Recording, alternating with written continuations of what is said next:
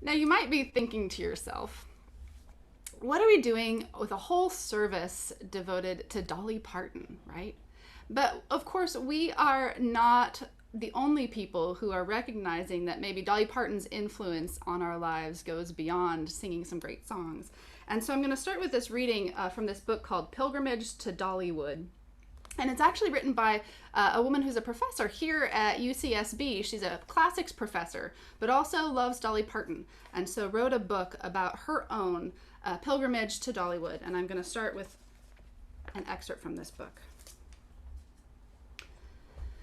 Reflecting back on my life, I realized that I have often had this feeling of not belonging. I suspect that everyone feels this sometimes, but not everyone looks to Dolly Parton for consolation. She is the poster girl for not fitting in but being fabulous anyway. My late father, a Greek Cypriot who immigrated to England as a teenager to work in restaurant kitchens and send money back to his family in Cyprus, also used to listen to Dolly Parton. "This is our music," he would say when Jolene came on the radio. When as a child, I felt too large, too loud, and too Greek, with a fondness for wearing sparkly tops and rainbow leg warmers, I never felt that I would be too much for Dolly, who often quips that she is flashier than a drag queen's Christmas tree. She has also said, "I've always been a freak and different, oddball even in my childhood and my own family, so I can relate to people who are struggling and trying to find their true identity. I do not sit in the seat of judgment. I love people for who they are." To be loved just as you are. This is a core human longing. Perhaps you are lucky and this feeling of being held in love comes easily to you, but perhaps it's been hard and you've had to learn how to feel loved and lovable. Perhaps someone once told you that you were not worthy of love, and you've been working all your life to undo that damage. Perhaps this longing is what brought you through the doors of the Unitarian Society in the first place. No matter who you are or where you come from, I think this is a lifelong spiritual project for all of us, being open to the idea that yes, you are worthy of love. No matter who you've been or who you are becoming, or what you carry with you from your past, or what you've lost or broken, or how you have hurt or been hurt, you are still loved. Isn't this the fundamental component of so many country songs, that imperfect people leading imperfect lives still chase after love, even after having had their hearts broken time and time again? This idea that each and every human being is worthy of love is also one of the core messages of Unitarian Universalism. And I've come to understand that it's at the heart of why Dolly Parton has such appeal across a broad swath of America. Dolly Parton communicates with her presence that she loves you. She may not know you. She may not ever even be in the same room with you, but from every account I have read or heard about in my research for this service, it's something that just radiates from her.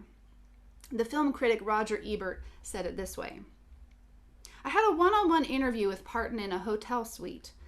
As we spoke, I found myself enveloped by her presence. This had nothing to do with sex appeal. Far from it. It was as if I were being mesmerized by a benevolent power. I left the room in a cloud of good feeling. The next day, Siskel and I were sitting next to each other on an airplane. This will sound crazy," he said, "but when I was interviewing Dolly Parton, I almost felt like she had healing powers." Those are strong words from Siskel and Ebert, who've met many, many movie stars over the course of their life. A benevolent healing power. No wonder Saint Dolly is one of her nicknames. Now, I'm not sure if I'm going to lobby for sainthood for Dolly Parton, because she is human and imperfect, just like the rest of us, and we'll get to that in a minute. But I think that Gene Siskel was onto something when he talks about feeling like Dolly Parton and this love that she radiates has healing powers. It is healing to be in the presence of benevolent love. Feeling loved heals something inside of us. If we feel loved, we can put up with all kinds of hardship that may come our way. Knowing that we are loved helps us persevere through hard times, hold on to hope, and pass along that love to others who are in need of it. Art and music like Dolly's can help us feel loved and seen. And it is also, I think, one of the core tasks of a religious community, to create a container that reminds people that love is always right here. And we can have a community of people around us who embody that love for us, even when we have a hard time feeling it for ourselves. The early Universalists knew this. They are one half of our name, right? The Unitarians merged with the Universalists in 1961, and we became Unitarian Universalists. But way back in the 1800s, Unitarians were the urban, upper-class intellectuals living in Boston and Philadelphia and preaching reason and responsibility. And the Universalists were the rural, working-class preachers who you could find out in small towns preaching about a loving God who would never send anyone to hell. An antidote to the fire and brimstone theology of much of Protestant Christianity at the time.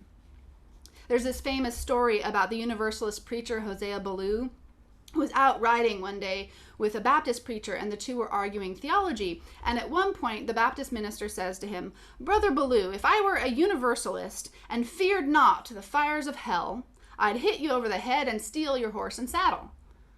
Ballou then looked over at him and replied, "My brother, if you were a Universalist, the idea would never occur to you."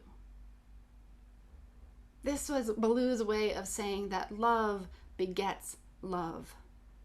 And a person who believes they are worthy of love is more likely to see others as worthy of love too, and act accordingly. Dolly Parton, by her words and deeds, seems to be exuding this kind of universalism, a compassionate regard that washes over anyone in her presence. As she put it in an interview with Billboard magazine in 2020, "First of all, I'm not a judgmental person.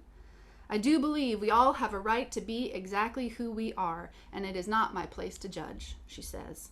"All these good Christian people that are supposed to be such good Christian people, the last thing we're supposed to do is judge one another. God is the judge, not us," she says. "I just try to be myself. I try to let everybody else be themselves." Now, I may not share Dolly Parton's aesthetic, and the expressions of our faith may be very different, and our backgrounds may be wildly different, but nonetheless, I know that she would extend to me the same love and care that she would to anybody else. And this brings me to a second point about Dolly Parton's appeal. Because she is so completely willing to be herself, she gives other people permission to be themselves too. It's amazing how you can flourish when somebody just allows you the space, the non-judgmental space, to become who you want to be. Despite being an avatar of love in the world, she is not a soft-hearted pushover. She knows what she wants and who she wants to be, and she has carefully and intentionally curated her story and her persona to be that person she wants to be. Although she is a musical genius and a savvy businesswoman, she is as famous for her looks as anything else. Blonde hair, big boobs, high heels, and as many rhinestones as she can fit onto a jacket. And she often would make a joke at her own expense just to beat the other person to it. And this was something that brought her a lot of critique, a lot of criticism, as much as admiration. In the era of second wave feminism, Dolly Parton was derided as Hillbilly Barbie, and people made all kinds of assumptions about her based on her larger-than-life persona. But she never gave in. She dressed for herself, not for anyone else. She says she modeled her look after what they called the town tramp in her hometown growing up. She says, This woman that used to walk the streets, had all this makeup and hair, high heel shoes, I thought she was so beautiful. And everybody used to say, oh, she ain't nothing but trash. And I used to say, well, that's what I'm going to be when I grow up. Trash. Where others saw trash, Dolly saw beauty and strength. A woman who owned the street. As one commentator observed, in the world where Dolly grew up, most of the women were expected to be quiet and submissive wives and daughters at the mercy of the men around them. Perhaps the town tramp, as she puts it, was the one woman that Dolly saw who didn't fit that mold, who took up space without asking for permission, and was even perhaps a bit intimidating.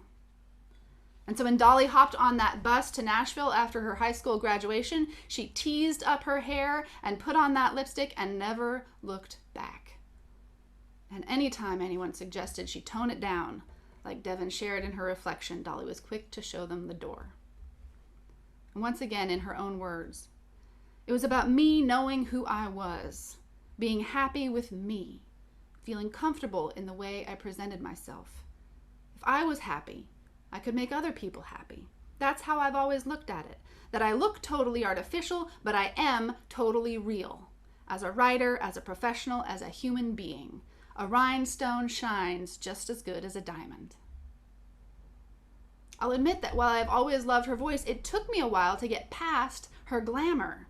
As a child raised by a feminist mom to be a liberated woman, I thought authentic for a long time had to mean down to earth, sensible shoes, and natural fibers. But Dolly Parton taught me that a rhinestone is just as real as a diamond, and that there's no such thing as a fake person. There's no such thing as a fake person. We are all real. You can wear rhinestone boots and be humble at the same time. A life of integrity doesn't have to come at the price of joyful self-expression. And this brings me to the third and final thing that I want to appreciate about Dolly Parton this morning, and that is integrity. Integrity is something that we talk a lot about here at the Unitarian Society. It's part of our mission statement that we say every morning, living with integrity. It means living a life that is congruent with your values, that your inner life is in close relationship with your outer life. It's that lifelong process of being a whole person, instead of becoming disconnected or compartmentalized. And for Dolly, living with integrity means investing in her hometown. It means keeping strong relationships with her roots, putting her money where she thinks it will make a difference, like the Imagination Library Project or the COVID vaccine. But living with integrity also means being able to accept your imperfections and being willing to change and make amends when something goes wrong. Because none of us is perfect, not even Dolly Parton. For many years, Dolly Parton's entertainment empire ran a dinner show in Pigeon Forge, Tennessee, just outside of Dollywood, her theme park. And it was called, for a long time, Dolly Parton's Dixie Stampede. It's no longer called that. But originally, it was like a cross between medieval times and Gone with the Wind. It pitted the North against the South in this sanitized dream world, caught up in the myth of the lost cause without ever once mentioning the enslavement of millions of people. Now, thankfully, as a nation, we are becoming more aware of the whitewashing of American history. And so a dinner show where you could cheer on Confederate soldiers on horseback was being seen for what it was, an homage to white supremacy. And so when this was called out in 2017 by a writer for a Slate magazine, Dolly Parton responded. And in 2018, Dixie was taken out and the show was simply reimagined as Dolly Parton's Stampede. And this is what Dolly had to say about the process of changing the name. When they said Dixie was an offensive word, I thought, well, I don't want to offend anybody. This is a business. We'll just call it the Stampede, she said. As soon as you realize that something is a problem, you should fix it. Don't be a dumbass. That's where my heart is. That is one of the best summaries that I know of how to respond when someone tells you that something you did or said is hurtful. As soon as you realize that you have caused someone hurt or caused someone pain or something that you did is a problem, you should fix it. Don't be, in her words, not mine, a dumbass. Although she has gotten a lot of pushback from some of her white Southern fans who think she's caving to political correctness and a liberal agenda, she is very clear. She is willing to change. And when she knows better, she tries to do better. And this brings us full circle to the place we started. Dolly Parton, by her own admission, is not here to hurt anyone. Her stated goal in life is to do what she can to make people happy with her amusement, her music, her amusement park, her books, her Christmas specials, her sparkling outfits. And she includes herself in that mission to make people happy. She has so much fun doing whatever it is she is doing, it's hard not to have fun right along with her. So this 4th of July, while we're reflecting on the story of this country, and all the complex layers of history that we are only just starting to come to terms with, we could do worse than to imagine, what would Dolly do? And if our answer comes down to loving one another, keeping it real, and admitting when we've been wrong and being willing to change, then to quote the song we started with this morning, everything's gonna be all right. It's gonna be okay. May it be so. Blessed be, and amen.